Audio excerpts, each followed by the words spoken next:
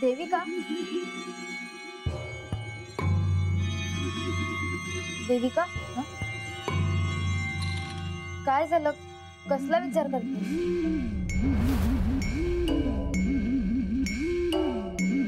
मला भीती वाटते या घराची, इथे राहायची. अगं असं का बोलतेस? अगं खरंच, याआधी ना इथे घडणाऱ्या गोष्टी फक्त ऐकून होते आणि खरं सांगायचं तर फारसा विश्वासही ठेवलाच नाही मी त्यावर.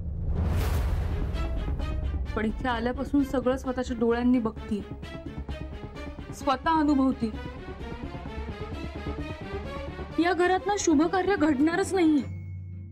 काहीतरी घडतं, काहीतरी विघ्न येतात आणि हे मी स्वतः अनुभवलंय. हा, या घरात विचित्र घटना घडतायत हे इतके दिवस फक्त ऐकलं होतं, पण कालचे ते रक्ताचे डाग ते मी माझ्या डोळ्यांनी पाहिलेत पूर्वा. आणि हे का घडतंय, कशासाठी घडतंय याचं उत्तर कोणाकडेच नाहीये.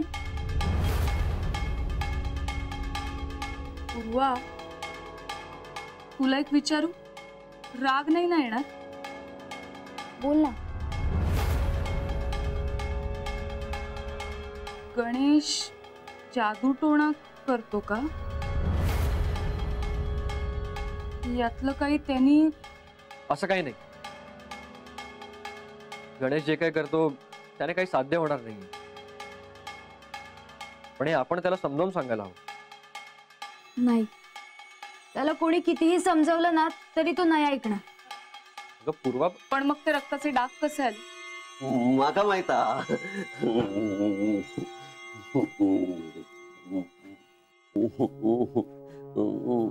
माका सगळा माहिता.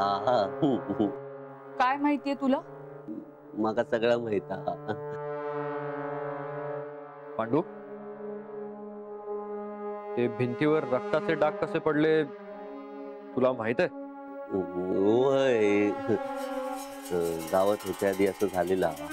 ते एकाच्या खड्यात ना रात्री सगळी जण झोपली होती. सकाळी कोंबडं हरवलो, त्याच्यातलं एका जाग गेली. त्यानं डोळे उघडला आणि समोर बघून आरडलो. पांडू, नेमकं काय झालं होतं? शेणान सारवलेलो घराची भिंती लाल झाले होतो, लाल भडक. सगळीकडे रकात सांडलेला होता. सगळेजण घाबरली, या कित्या झाला. आणि मग त्या घरातली मोठी बाई गेली, वारली मोठी बाई.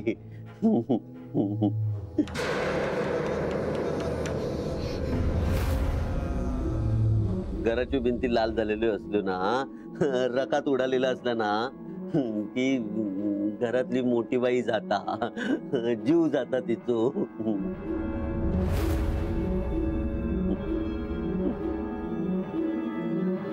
म्हणजे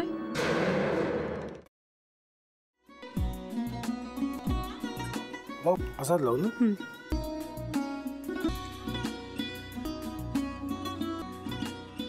आता आपण ड्राय स्टफ, आपण हरीचं सगळे साहित्य टाकायचे. माझं म्हणजे अगं बहिणी किती प्रयत्न करत होती करताना की शिवच्या मला नाही वाटत. गौरी असतो त्याच्यावर विश्वास नाहीये का? विश्वास आहे मी तुम्हाला. तो ना म्हणजे निशा बहिणीचं नाटक वगैरे ते नाहीये. अगं असं कसं म्हणतो? जतीन भाईंचा कॉल आहे, रिसीव कर ना.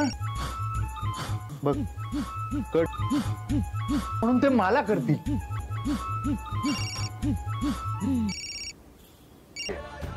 एक होतो. आता मला कळ, तुम्ही दोन दाते. बनू हे संकेत आणि हे असतात. बाहेर तुमची